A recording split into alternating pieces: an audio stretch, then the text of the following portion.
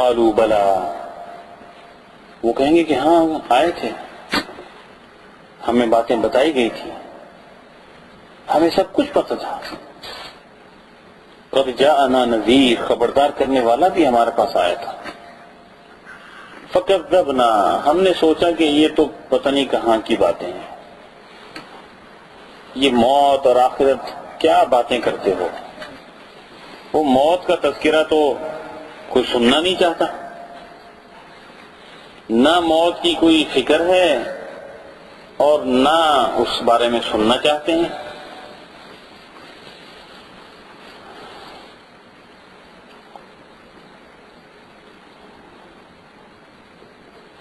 وہ ایک لڑکے نے دوسرے سے کہا کہ بچپن میں جب ہم شادی میں جائے، بچپن میں شادی میں جانا پسند نہیں کرتا تھا. اس نے کہا کہ میں بچپن میں شادی میں جانا پسند نہیں کرتا تھا. تو لڑکے نے پوچھا کیوں؟ اس لیے کہ جب میں جاتا تھا تو میری دادی اماں کہتی تھی یو آر دا نیکسٹ، شادی میں یو آر دا نیکسٹ. تو اس نے کہا کہ لیکن پھر اس نے کچھ عرصے کے بعد کہنا چھوڑ دیا دادی اماں نے کہ یو آر دا نیکسٹ. اس نے کہا کیوں؟ اس نے کہا کہ اس لیے کہ جب کبھی بھی ہم فیونرل پہ جاتے تھے تو میں دادی سے کہتا تھا یو آر دا نیکسٹ، تو اس نے کہنا چھوڑ دیا. تو یہ جو موت ہے نا، یہ ایک بڑی خطرناک معاملہ ہے، یعنی اس سے اتنا خوف ہے، اتنا ڈر ہے. اس کی مثال آپ ایسے سمجھیں کہ اگر کبھی آپ کے دروازے پہ پولیس والا نوک کرے اور آپ نیک انسان ہیں، آپ اچھے انسان ہیں، آپ نے کوئی جرم نہیں کیا، تو آپ خود دروازہ کھولتے ہیں، آگے بڑھ کے پوچھتے ہیں کہ کیا معاملہ ہے. لیکن اگر کوئی کسی نے جرم کیا ہوتا ہے نا تو وہ بالکل اندر گھر کے کونے میں چھپ جاتا ہے جا کے.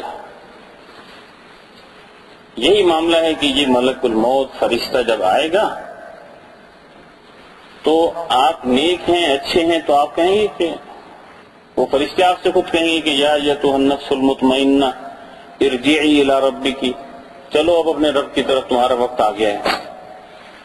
لیکن اگر نیکیاں نہیں ہیں، اگر آخرت کی فکر نہیں ہے، آخرت کی تیاری نہیں کی ہوئی، تو انسان کہے گا کہ لولا اخرتنا الی اجل قریب، کہ مجھے تھوڑا سا وقت دے دو. لیکن وقت تو بھی کسی کو نہیں دیا جائے گا. اس لیے قبل اس کے کہ وہ وقت آ جائے ہمیں اپنی حالت کو درست کرنا چاہیے، اللہ کے ساتھ اپنا معاملہ ٹھیک کر لینا چاہیے. وَقُلْنَا مَا نَزَّلَ اللَّهُ مِنْ شَيْءٍ، ہم نے پہلے تو ان کی بات کو جھٹلایا اور پھر ہم نے کہا کہ اللہ نے ایسی کوئی بات نازل نہیں کی. یہ کیا قیامت کی باتیں کرتے ہو، کیا آخرت کی بات، بس یہی ساری دنیا ہے، یہی رہنا ہے، یہی جو کھا پی لیا ختم ہو گیا بس. اور بہت سارے لوگ اس خیال میں ہیں. ان انتم الا فی ضلال کبیر، تم بڑی گمراہی میں پڑے ہوئے ہو.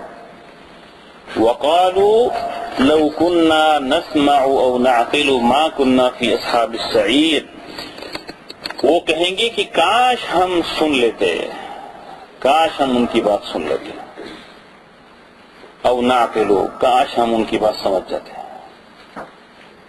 ما كنا في اصحاب السعیر، تو پھر ہم جہنم میں نہ داخل ہوتے، پھر ہم آگ میں داخل نہ ہوتے. آپ دیکھیے کہ یہی بات ہم میں سے ہر شخص اپنے آپ سے کہے کہ کاش کہ میں اللہ کی بات مان لوں، کاش کہ میں رسول کی بات مان لوں، کاش کہ مجھے بات سمجھ میں آ جائے. اے اللہ مجھے بات سمجھا دے، اے اللہ مجھے نیکی پر چلا دے. اس طرح اللہ سے نیکی کی اور ہدایت کی دعا مانگنا یہ ہمارے لیے ضروری ہے. فاعترفوا بذنبہم، وہ اپنے گناہوں کا اعتراف کریں گے. فسحقا لاصحاب السعیر، لعنت ہے ان دوزخ پر. ان الذین یخشون ربهم بالغیب، جو لوگ بے دیکھے اپنے رب سے ڈرتے ہیں، یقیناً ان کے لیے مغفرت ہے اور بڑا اجر ہے. ایمان کی بنیاد ہی غیب پر ہے. غیب اللہ نے بتا دیا کہ جنت ہے، جہنم ہے، اللہ کی ذات ہے، فرشتے ہیں، آخرت ہے، اسی غیب کی باتوں پر ایمان لے آؤ، بات مان لو، نہیں تو پھر جب خود اپنی آنکھوں سے دیکھو گے تب یقین آ جائے گا، لیکن اس وقت بہت دیر ہو چکی ہوگی۔ اگر آج اللہ تعالیٰ جنت کو سامنے لا کے رکھ دیں تو سارے اس طرف دوڑ پڑیں گے، کیونکہ جنت اتنی خوبصورت چیز ہے۔ اگر جہنم کو سامنے لا کے رکھ دیں تو سب لوگ اس سے پناہ مانگیں گے، سب لوگ اس سے بچنے کی بھرپور کوشش کریں گے۔ اسی لیے آزمائش ہی اسی میں ہے کہ اللہ نے اس کو غیب میں رکھا ہے۔ وہ میرا چھوٹا بیٹا ہے، اس کو میں ویسے تو ماشاءاللہ اچھا ہے، اللہ تعالیٰ اس کو نیک بنائے، نیک رکھے۔ اس کو میں نے کہا کہ یہ قاعدہ تم ختم کر لو تو تمہیں میں گاڑی لا کے دوں گا، تو وہ ایک دن میں ویسے ہی لا کے میں نے اوپر الماری کے اوپر رکھ دی۔ اب اس دن کی حالت یہ تھی کہ وہ میں نے اوپر رکھی ہوئی تھی، آپ یہ دیکھیں کہ جب تک اس کو کھول نہیں لیا، میں نے اس کو 10 کام کہے، اس نے وہ 10 کام، جی بابا جی یہ بھی کر لوں وہ بھی کر لوں، سارے کام اس لیے کہ نظر آ رہے ہیں نا جی، وہ نظر آ رہا تھا۔ اس سے پہلے بابا جو بھی کہہ رہے ہیں وہ ٹھیک ہے۔ تو یہ معاملہ ہے کہ وہ اللہ تعالیٰ سامنے رکھ دے تو پھر تو آزمائش نہیں ہے نا، پھر تو انسان یا تو ڈر کے اس سے دور بھاگ رہا ہے یا اس کی لالچ میں بھاگ رہا ہے۔ تو اس ڈر سے اور اس لالچ کو دونوں کو نکال کے سوچ سمجھ کے اللہ کی ذات پر ایمان لایا جائے، اس کی ذات پر بھروسہ کیا جائے، اس کی جنت کی تڑپ پیدا کی جائے، اس کی جہنم سے بچنے کی کوشش کی جائے۔ ایمان کی بنیاد ہی غیب پر ہے۔ وہ ہمارے ایک ساتھی ہیں یہاں پہ اسکارپورو میں، کوئی وائٹ ہے کینیڈین، وہ مسلمان ہوا، بلائنڈ ہے، تو اس کو پتا چلا کہ یہ مسلمانوں کا رب جو ہے نا وہ ان سین ہوتا ہے، وہ غائب ہے۔ اس نے کہا کہ یہ مسلمان بھی کسی غائب رب کی عبادت کرتے ہیں، دیکھ تو سکتے نہیں ہیں یہ لوگ اپنے رب کو، اور میں ویسے بلائنڈ ہوں، میں بھی نہیں دیکھ سکتا، تو میں اور وہ ایک ہی جیسے لوگ ہیں۔ تو وہ اسی وجہ سے وہ مسلمان ہو گیا، اس بات پہ وہ مسلمان ہو گیا کہ یہ بھی اندیکھے رب کی عبادت کرتے ہیں، میں تو دیکھ ہی نہیں سکتا، بس وہ رب وہی ہے، تو وہ ایمان لیا، مسلمان ہو گیا۔ وہ اندیکھے رب سے ڈرنا، وہی بات بیان فرمائیں کہ جو بے دیکھے اپنے رب سے ڈرتے ہیں، یعنی آپ اکیلے ہیں تب بھی وہ رب تو آپ کو دیکھ رہا ہے نا۔ آپ کسی سے معاملہ کرتے ہیں، وہ تیسرا، 2 بندے معاملہ کرتے ہیں، تیسرا ان کے درمیان رب موجود ہے۔ آپ کسی کو جھوٹ بول کے دھوکہ دے کر یہ نہ سمجھیں کہ بس آپ نے کچھ فائدہ اٹھا لیا اور بچ بچاؤ کرا لیا، کچھ دنیاوی فائدہ اٹھا لیا، نہیں، تیسرا اللہ تعالیٰ موجود ہے، اللہ تعالیٰ ہر معاملے کو دیکھ رہا ہے۔ بس اللہ کا ہر وقت خیال رکھے اور اللہ سے انسان شرم محسوس کرے، اللہ سے حیا کرے، اللہ تعالیٰ ہر وقت دیکھ رہے ہیں۔ بندوں سے چھپ کے ہم بہت غلط کام کر جاتے ہیں، یہ سمجھتے ہیں کہ کسی نے دیکھا ہی نہیں، لیکن اللہ تعالیٰ تو دیکھ رہا ہے۔ اور حدیث میں فرمایا گیا کہ وہ رب اندھیری رات میں ایک کالے پتھر کے اوپر کالی چونٹی کو بھی دیکھتا ہے، تو اس سے کہیں کوئی بھاگ کے جا نہیں سکتا۔ لہم مغفرۃ واجر کبیر،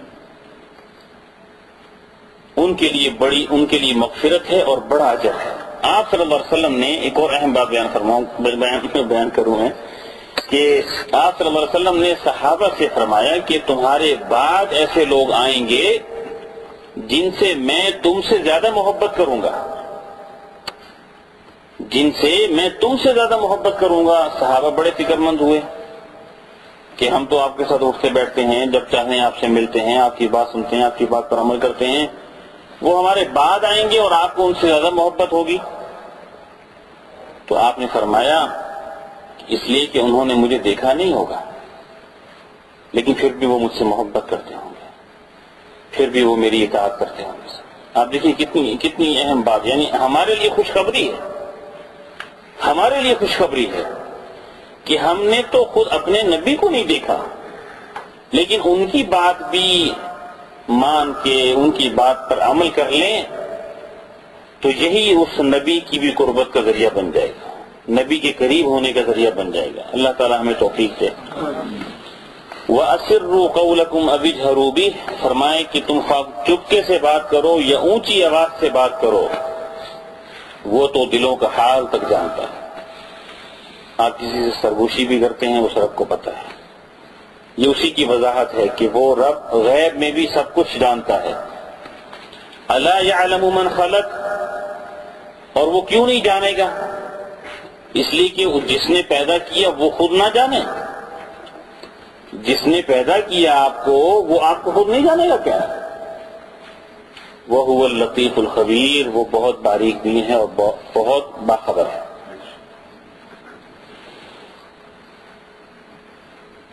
اللہ تعالی ہمیں سمجھنے اور عمل کرنے کی توفیق عطا فرمائے۔ یہ ایک بہت اہم سورت ہے، اس سورت کے بارے میں فرمایا گیا کہ رات کو سونے سے پہلے اس کو پڑھنا چاہیے۔ تو یہ چند باتیں انشاءاللہ ذہن میں رکھیں کہ اللہ نے ہمیں جو بھی موقع دیا ہے، جو بھی دن دیا ہے، اس میں ہماری آزمائش صرف یہ ہے کہ ہم میں سے کون اچھے کام کرتا ہے، یعنی اچھا کام کریں، اچھا کام کریں تو اچھے لوگوں کے ساتھ آپ کا شمار ہوگا۔ اللہ تعالی ہمیں عمل کرنے کی توفیق عطا فرمائے۔ کوئی سوال ہو تو انشاءاللہ 5 منٹ میں سوالات کرتے ہیں، پھر دعا کرتے ہیں انشاءاللہ۔ اس کو بند کرنا۔